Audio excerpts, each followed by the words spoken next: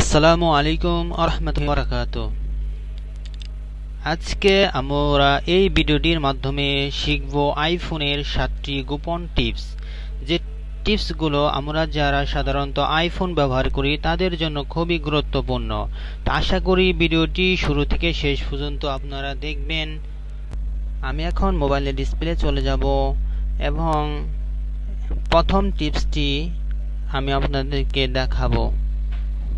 তার জন্য আপনাকে প্রথমে আপনার যে সাফারি ব্রাউজার আছে, এর নিচে দেখতে পাচ্ছেন সাফারি ব্রাউজার। আমরা প্রথমে যেতে হবে সাফারি ব্রাউজারে। যাওয়ার পরে দেখতে পাচ্ছেন এখানে এই ব্রাউজারে আপনি রেগুলার যতবার ঢুকবেন এখানে সবগুলো থেকে যাবে, ডিলিট হবে না। ডিলিট হওয়ার জন্য আপনি যদি সবগুলো ডিলিট একসাথে করতে চান, তার জন্য কিভাবে আপনি ডিলিট করবেন, এর জন্য আপনি দেখতে পাচ্ছেন নিচে যে বাটন আছে, এখানে আপনি ক্লিক করলে দেখতে পারবেন আপনি টোটাল কতবার এই ব্রাউজারটা ইউজ করছেন।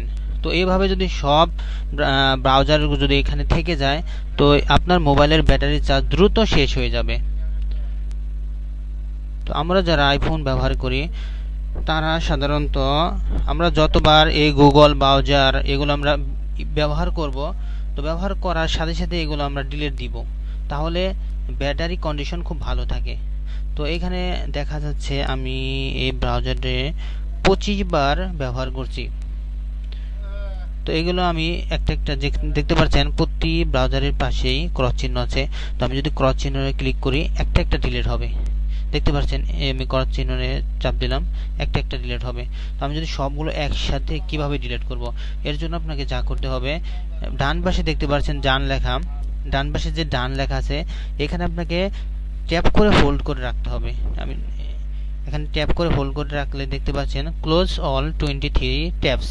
তো এই ট্যাবসগুলো আমি যদি একসাথে ক্লোজ করতে চাই এইভাবে করতে হবে। তাহলে আমি ক্লোজ অল 23 ট্যাবস ক্লিক করলাম, ক্লোজ অল 23 ট্যাব। তো দেখতে পাচ্ছেন সবগুলো ডিলিট হয়ে গেছে, আবার প্রথম ট্যাবে এসে পড়েছে নিউ। তো আপনি চেষ্টা করবেন সবসময় এভাবে নিউ রাখার জন্য। এভাবে নিউ রাখলে আপনার মোবাইলের কন্ডিশন, ব্যাটারি কন্ডিশনটা খুব ভালো থাকবে, চার্জ অনেকক্ষণ যাবে। টিপস নাম্বার 2,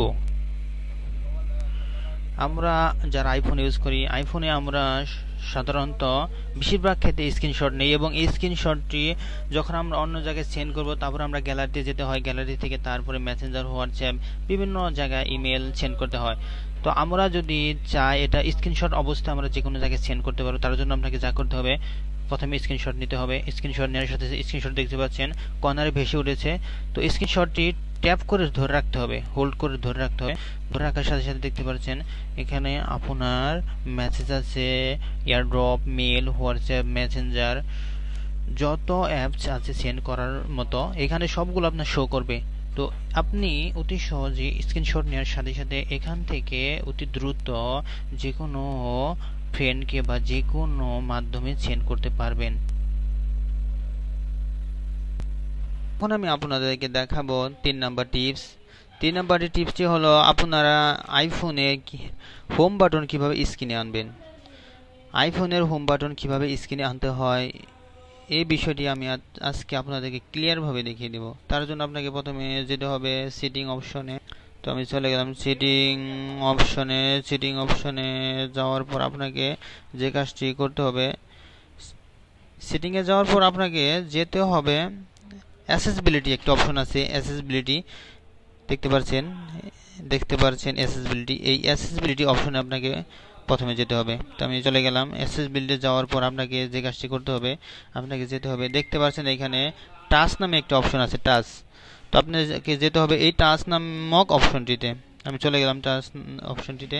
তো এখানে দেখতে পাচ্ছেন উপরে আছে অ্যাসিস্টিভ টাচ, এখানে আমি অন করে দিয়েছি। এই অ্যাসিস্টিভ টাচ অপশনটি অন করে দিলে হোম বাটন স্ক্রিনটি আপনার স্ক্রিনে বেশি উঠবে।